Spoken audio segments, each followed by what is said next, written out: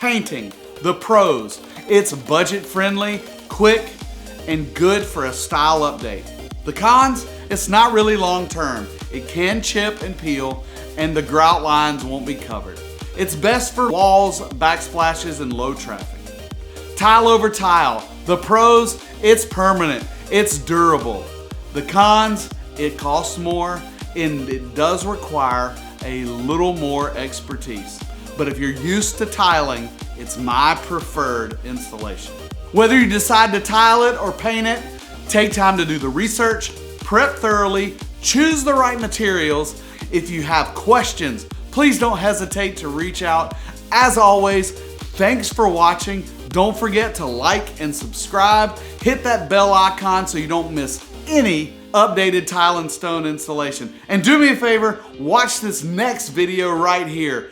It's fun. I picked it just for you. And don't forget, let's keep learning together and tile the world.